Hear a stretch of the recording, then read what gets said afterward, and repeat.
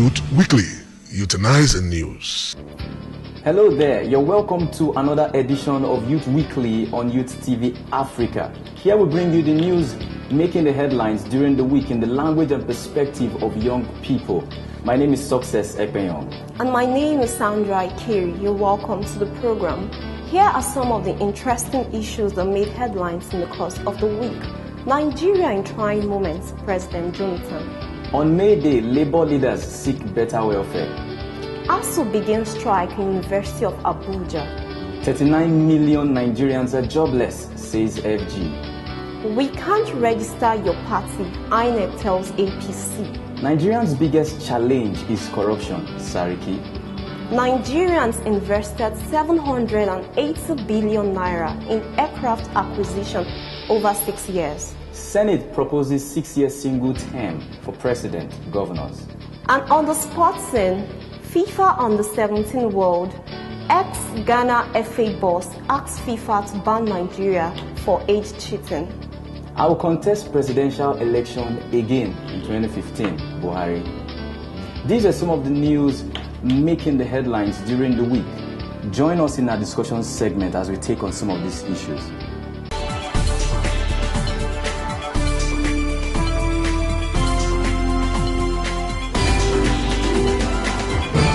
Youth Weekly, Euthanizing News. So generally, what's the effect of strikes on you as a student? Wow, the effects cannot be overstretched because it has different negative effects than the positive. You can say the negative effect actually outweighs the positive effect in which the supposed strike will have on us. For example, now, University of Abuja last year, December, went on a strike where we had engineering students clamoring for accreditation of their course. So, on this note, we lost about 5 months of our academic year on the calendar at University of Abuja. So, we're actually lacking behind. University of Abuja today is 6 months back in Nigeria. So, going on another strike now, or even the word strike, angers the minds of students because after staying at home for 5 months, they now came back again after settling. You're now threatening them with another strike. So you're provoking the minds of students. So I actually think it should not be an issue of strike now. We are matured people, and I presume that our leaders, those are the people up there, they actually know what they want from us and how to implement things that won't affect us negatively. So finally, are you trying to say strike shouldn't be the only ways for us to press their needs? Yes, you just spelled everything now. Strike is not only conflict resolution option we have in the world today. We have roundtable discussions. I appeal to the government to please help us in University of Abuja work on our educational system. We have I'm not going to specifically say the fault of the government, neither will I say the fault of the youth. Both parties have their own role to play in that aspect. But I think with the youths, I believe the government should take a step first to encourage them on what they really have to do. So what's your advice to the government and to the youth for us to address this issue of unemployment? I will start with the government. I think the government do really know the situation of things on ground in our economy in Nigeria. And I believe they should come up with ideas of how to better environments where people can easily go into things they want to do and achieve results. And as regards to the youths, only thing I have to say to you is that youth, whatever dream you have, keep it to yourself and try to strive to achieve that. Because the government will never be responsible for your failure. Youth Weekly, Euthanizing News. The program is Youth Weekly on Youth TV Africa. This is the discussion segment where we'll talk about interesting issues that affect the youth that occurred in the course of the week. ASUU is at it again. Yes, they have come. Why would you talk about ASUU and the first thing that comes to your mind is strike? Of all schools is the University of Abuja. That school has been through a lot.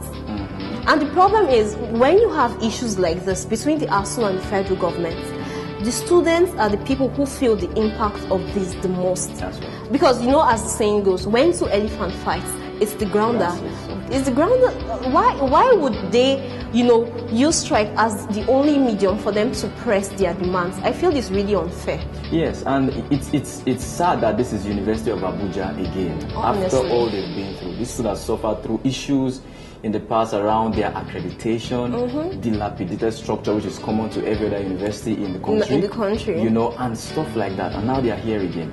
And the issues they're talking about here is not something strange, because they deserve what they're asking for. The president sent delegations to the school last year, and they talked, they discussed, they shared their problems with the government, and then now they are asking for implementation, because since they made all that, the government hasn't done anything yet. And UNESCO is saying that, see, for countries like Nigeria, we need to give 26% of our budget, national budget, to education. That's to tell you how important education is. So universities in Nigeria and ASUU should not be having issues like this at this point. I think it's just time for government to come in and deal with it. In relation to what UNESCO said, I learned some African countries are actually kicking against it. It can tell why we have all this kind of lapses in our educational system, because every student has a goal.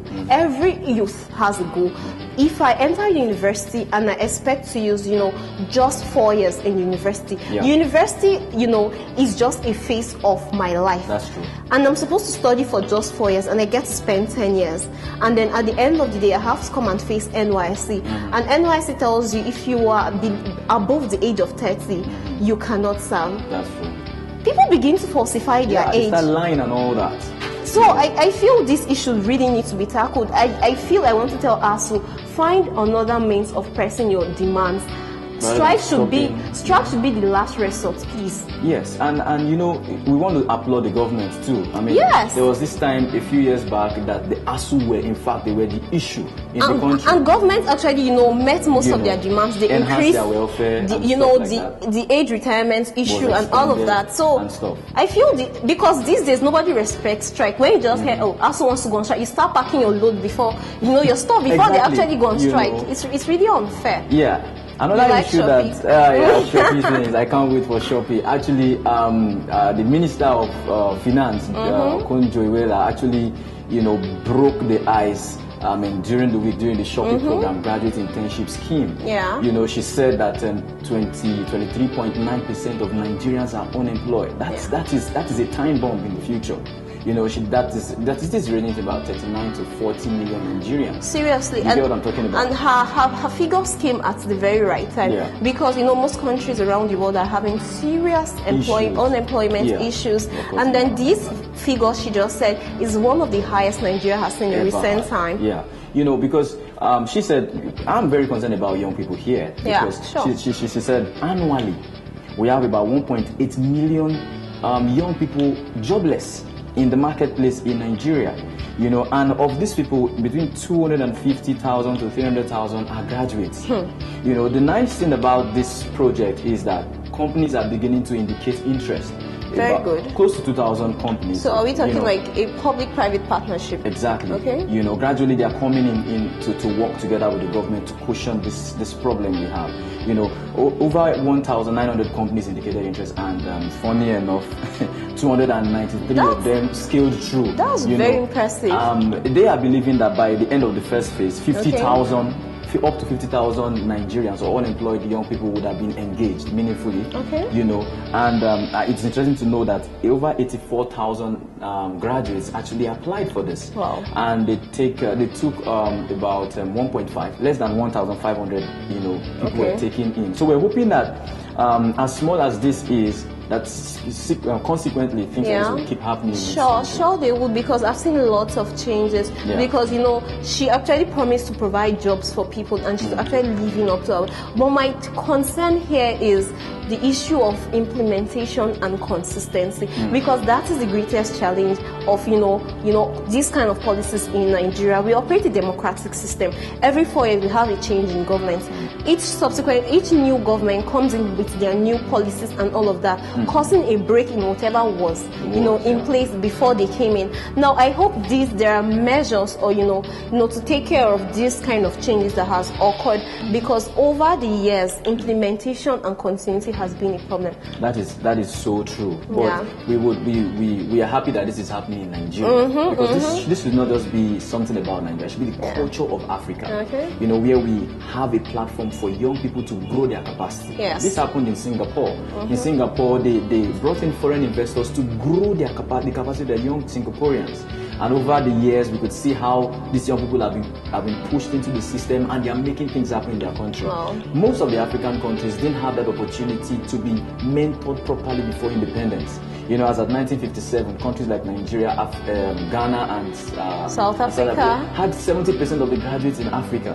And the promises were strong on Nigeria and Ghana to be the light of Africa.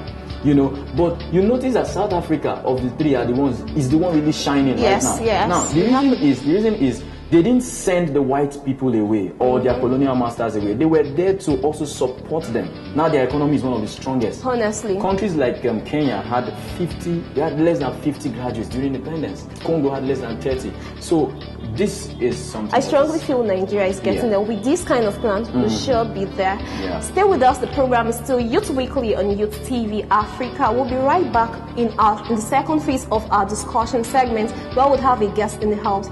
Talk to us about interesting issues that affect youth that happened in the course of the week. Drop your comments, drop your observation, like our Facebook page, www.facebook.com/YouthTVAfrica. You can also follow us on our Twitter handle at YouthTVAfrica. Don't go away.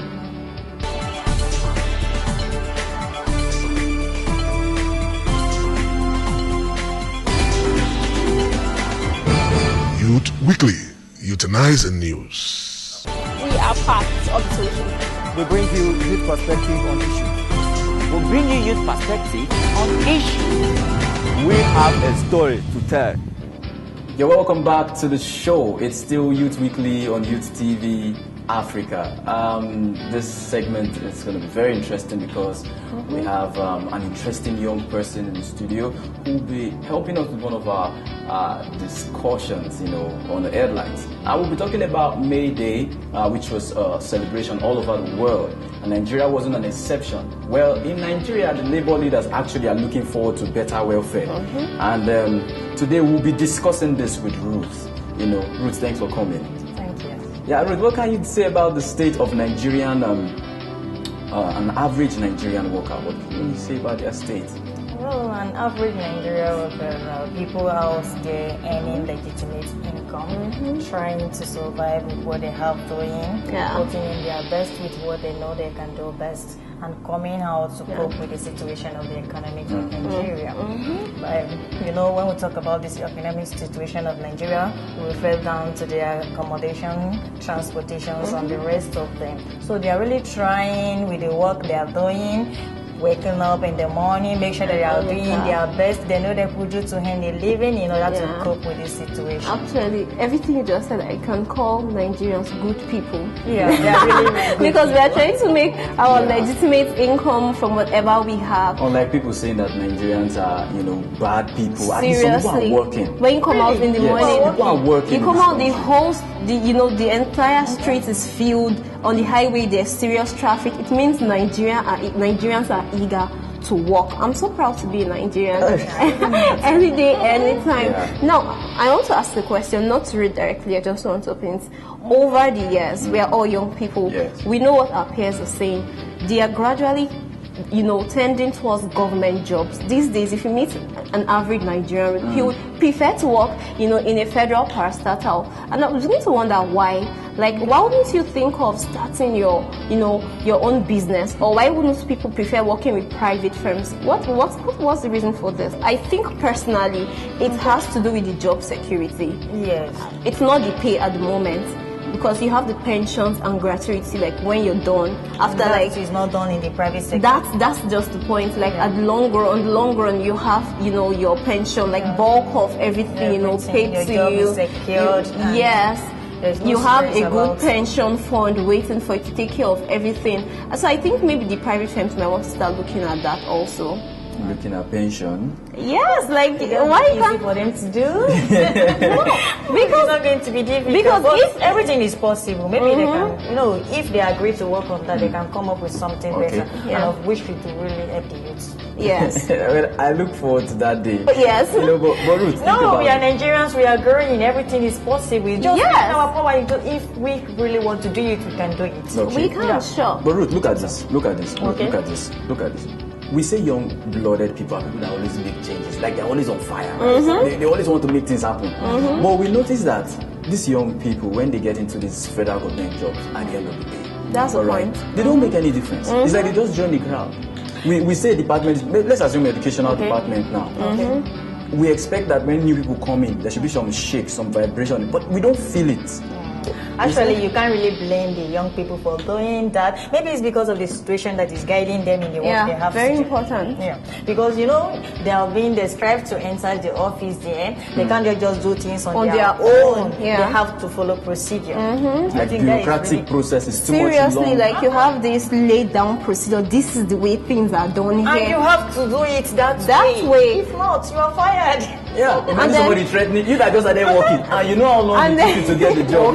Somebody's now threatening you. So we want to mess up with work again. And then you also, but this one is bad. This one is bad. Okay. Young people go into the office and they are watching home video, and they want to close in time, like around 1, 2. Home video. How would they be productive? productive? That's you have to say. If it's home once you're in the office waiting for someone, they'll tell you, you have to come by 10 because on 10 that is when the person will be on seat. So if you don't come by 10, you can't see the person is coming by 10, is signing in and is going out. It's going out in the office that he has to guide the youth to do. You will see that when they need him, he's not available. That's the issue of communication. That's really affecting the youth that are there because they can't take decisions. You were even talking about watching home video. That means if somebody's watching home video, that means person came. How about people that just come, sign in, and they're going to do their private business? It's really annoying. I'm going to ask this last question. Right?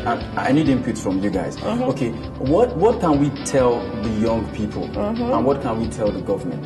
Like on the final note, that kind of thing. Really, we have a lot to tell the young people, and the government has a lot to tell. Yes. The young people should keep doing what they know they can do best.